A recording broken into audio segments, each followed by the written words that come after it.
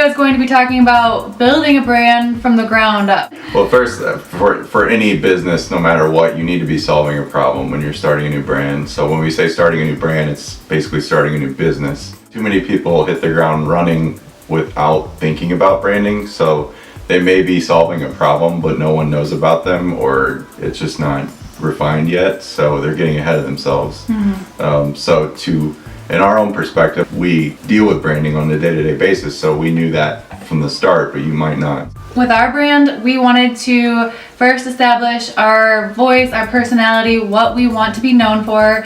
We had like a whole list of potential names that we wanted to use for our agency, and we decided on the name Couple of Creatives because one glance you could just know, all right, it must be a couple of creatives. Like two people. Okay, so that's one thing we want to just be clear throughout all of our communications, is that we are a small team. So that kind of is a distinguisher. We're not a huge agency, so that's going to be something that stands out.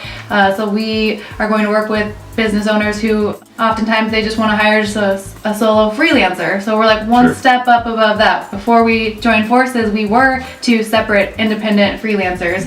So we decided to join forces so that we're now able to offer more full service solutions, but still keep it at a very small scale. You don't have to outsource a huge team just to deliver your marketing. So anyways, that's one thing we wanted to be clear throughout everything, is that we're a two-person team. And that resonates in our brand. So like if it's your own brand, there might be something unique about it, and hopefully there is, that sets you apart. And if you can kind of find some substance in that and promote it in such a way in your first branding, step, right? basically. That's the good start to getting a business off the ground and running. So how do you want people to perceive you? What is your personality like for your business? Do you want to be known for being like elegant, or like value based, or like what is it that you want to be known for?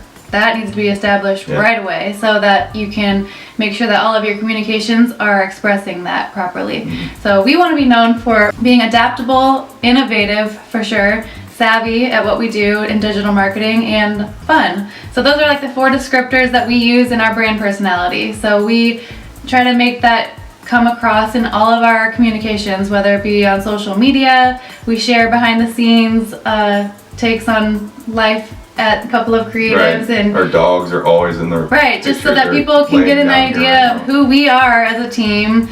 We work out of our home offices, so we make sure that's very transparent. Like we're kind of like the, I don't know, anti-establishment of the agency world. We kind of like that about it because we don't want to waste a lot of overhead costs, we're which end up wasting your money if you're a client of ours. Exactly.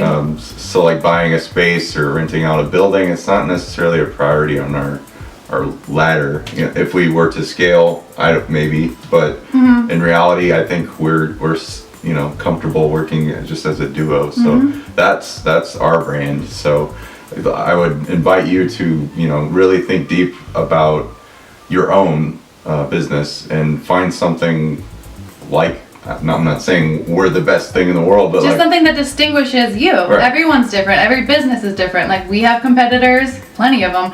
And so you just have to really dive deep and figure out what it is that truly distinguishes you from your competitors and really, really play that up. But also at the same time, solve a problem and do good work. I mean, that in the end, that's what it's all about. So people will buy from you or want you if what you have. It needs to be genuine. You don't just say like, oh, I want to be known for this, and it just be something random. It actually has to be something that you really do.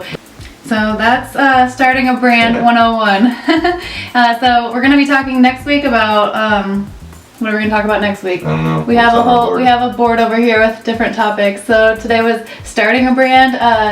Next week I think we're going to talk about like custom design versus like a theme, or in terms DIY of DIY, right? Yeah, so do it yourself. That's what we're going to talk about next time in terms of branding, because there's plenty. That's a big topic actually. A lot of people want to do DIY websites, or those logo designs from certain websites that you get for $5 logo. So don't do it. Yeah, so there's custom design work, and then there's just DIY stuff that you can do, and we'll talk about the pros and cons of that next week. And we'll catch you in the next one.